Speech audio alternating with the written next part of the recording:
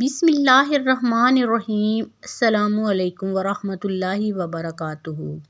رسول اللہ صلی اللہ علیہ وآلہ وسلم نے ابو رافع یہودی کے قتل کے لیے چند انصاری صحابہ کو بھیجا اور عبداللہ بن عتیق رضی اللہ تعالیٰ عنہ کو ان کا امیر بنایا۔ یہ ابو رافع نبی کریم صلی اللہ علیہ وآلہ وسلم کو ایذا دیا کرتا تھا اور آپ کے دشمنوں کی مدد کیا کرتا تھا۔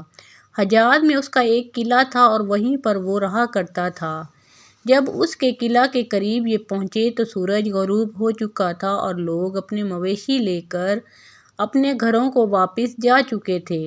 عبداللہ بن عتیق رضی اللہ تعالیٰ عنہ نے اپنے ساتھیوں سے کہا کہ تم لوگ یہیں ٹھہرے رہو، میں اس قلعے پر جا رہا ہوں اور دربان پر کوئی تدبیر کروں گا تاکہ میں اندر جانے میں کامیاب ہو جاؤں۔ چنانچہ وہ قلعے کے پاس آئے اور دروازے کے قریب پہنچ کر انہوں نے خود کو اپنے کپڑوں میں اس طرح چھپا لیا جیسے کوئی قضائے حاجت کر رہا ہو۔ قلعہ کے تمام آدمی اندر داخل ہو چکے تھے۔ دربان نے آواز دی، اے اللہ کے بندے، اگر اندر آنا ہے تو جلدی آ جا، میں اب دروازہ بند کر دوں گا۔ عبداللہ بن عتیق رضی اللہ تعالیٰ عنہ نے کہا، چنانچہ میں بھی اندر چلا گیا اور چھپ کر اس کی کارروائی دیکھنے لگا۔ جب سب لوگ اندر آ گئے تو اس نے دروازہ بند کیا اور کنجیوں کا گچھا ایک کھونٹی پر لٹکا دیا۔ انہوں نے بیان کیا کہ اب میں کنجیوں کی طرف بڑھا اور میں نے انہیں لے لیا۔ پھر میں نے قلعہ کا دروازہ کھول لیا۔ ابو رافع کے پاس رات کے وقت داستانیں بیان کی جا رہی تھیں اور وہ اپنے خاص بالا خانے میں تھا۔ جب داستان گو اس کے یہاں سے اٹھ کر چلے گئے تو میں اس کے کمرے کی طرف چڑھنے لگا۔ اس عرصے میں میں جتنے دروازے اس تک پہنچنے کے لیے کھولتا تھا انہیں اندر سے بند کرتے جاتا تھا۔ میرا مطلب یہ تھا کہ اگر قلعے والوں کو میرے متعلق علم بھی ہو جائے تو اس وقت تک یہ لوگ میرے پاس نہ پہنچ سکیں گے جب تک میں اسے قتل نہ کر لوں۔ آخر میں اس کے قریب پہنچ گیا۔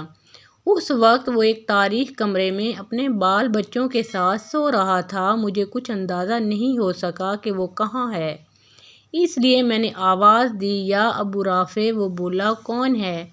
اب میں نے آواز کی طرف بڑھ کر تلوار کی ایک ضرب لگائی۔ اس وقت میرا دل دھک دھک کر رہا تھا، یہی وجہ ہوئی کہ میں اس کا کام تمام نہ کر سکا۔ وہ چیخا تو میں کمرے سے باہر نکل آیا اور تھوڑی دیر تک باہر ہی ٹھہرا رہا، پھر دوبارہ اندر گیا اور میں نے آواز بدل کر پوچھا، ابو رافع؟ یہ آواز کیسی تھی؟ وہ بولا، تیری ماں غارت ہو، ابھی ابھی مجھ پر کسی نے تلوار سے حملہ کیا ہے۔ انہوں نے بیان کیا۔ پھر آواز کی طرف بڑھ کر میں نے تلوار کی ایک ضرب اور لگائی۔ انہوں نے بیان کیا کہ اگرچہ میں اسے زخمی تو بہت کر چکا تھا لیکن وہ ابھی بھی مرا نہیں تھا، اس لیے میں نے تلوار کی نوک اس کے پیٹ پر رکھ کر دبائی جو اس کے پیٹھ تک پہنچ گئی۔ مجھے اب یقین ہو گیا کہ میں اسے قتل کر چکا ہوں۔ چنانچہ میں نے دروازہ ایک ایک کر کے کھولنے شروع کر دیے۔ آخر میں ایک زینے پر پہنچا۔ میں نے یہ سمجھا کہ زمین تک میں پہنچ چکا ہوں لیکن ابھی میں پہنچا نہ تھا، اس لیے میں نے اس پر پاؤں رکھ دیا اور نیچے گر پڑا۔ چاندنی رات تھی۔ اس طرح گر پڑنے سے میری پنڈلی ٹوٹ گئی۔ میں نے اسے اپنے عمامہ سے باندھ لیا اور آ کر دروازے پر بیٹھ گیا۔ میں نے یہ ارادہ کر لیا تھا کہ یہاں سے اس وقت تک نہیں جاؤں گا جب تک یہ معلوم نہ کر لوں کہ آیا میں اسے قتل کر چکا ہوں یا نہیں۔ جب مرغ نے آواز دی تو اسی وقت قلعے کی فصیل پر ایک پکارنے والے نے کھڑے ہو کر پکارا کہ میں اہل حجاز کے تاجر ابو رافع کی موت کا اعلان کرتا ہوں۔